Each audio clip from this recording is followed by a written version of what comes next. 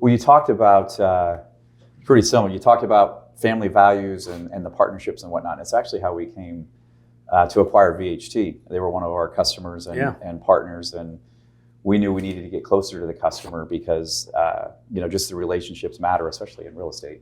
Mm-hmm. And so as we were talking through similar conversations with Brian, in VHT, to say, hey, what would it look like if instead of you being a customer of ours, you actually joined the Matterport family? And that was just over a year ago, actually, July of last year. July of last year. And we're still very much involved in the business. Yeah.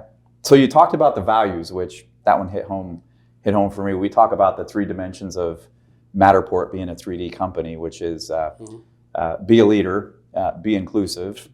None of us have all the answers. Let's make sure we get the best data points, and then be the customer. And obviously, you being in business as long as you've been around since your grandfather, don't get to where you are either without kind of living and being successful with, your customers. What can you share as far as your learnings with Howard Hanna and how you've kind of lived through the customer and do success through the customer, work success with the customer? Yeah, I think, the industry's changed, obviously, right? And as I've grown up, I find the brokerage side of the business very interesting. We're always trying to put labels on what kind of brokerage you are. Are you a consumer-centric company? Well, are you a broker-centric company? Are you an agent-centric company? And those 2 terms, that agent and broker-centric, used to drive me crazy. Yeah. It was very popular in the early 2000s, and everybody was being identified as one or the other. And we used to always get lumped into, as I think most independent brokerage firms that were entrepreneurial that have grown in the country, not even besides ones we've done business with, but even like the Barrett and Warners and the Ravis Company and people Sibsey Klein, people we really admire and are friends with. All of us got lumped in at one point in time in the mid 2000s as broker centric. And I looked that up and it drove me crazy because I was like, the agent centric companies were some of the new models. The agent centric companies were models that came along and chose to maybe be higher paid commission companies. Well, we still pay out pretty fairly. Yeah. That everybody pays, or you got to operate a certain way, no matter where the split is or fees or however you run it. And I used to say, well, how am I only thinking about myself? That was the case. The broker only thinks about themselves. And I was like, we get up every day. I remember in the early mid 2000s, we started coming out in the company and saying, well, we think we're all of those. Yeah.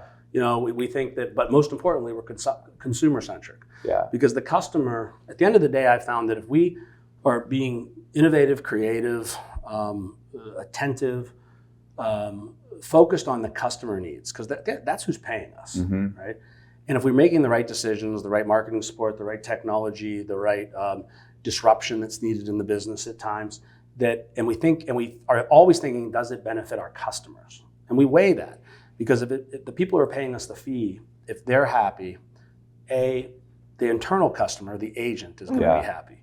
And if the external customer is happy and they keep using us, and the internal customer is happy, which is the realtor, the agent, then as the broker, we're happy. And so it's like this, we show to our whole team, it's our organizational structure is the inverted pyramid. And I know a lot of people use that, but we put, the salespeople at the top line who are facing the customer, it's the family and the ownership at the bottom. Yeah. And serving that. And serving that and serving it all the way through. So we do sometimes ruffle feathers where we're making decisions that somebody might say, well, is that in the best interest of my model or how my agents are served? We're always like, no, did it work for the buyer and seller? Yeah. Do they come back to us? For the final consumer. Final consumer. Yeah. And most of our markets, as we've grown, we've gone into some great growth markets, like the Carolinas and parts of New York.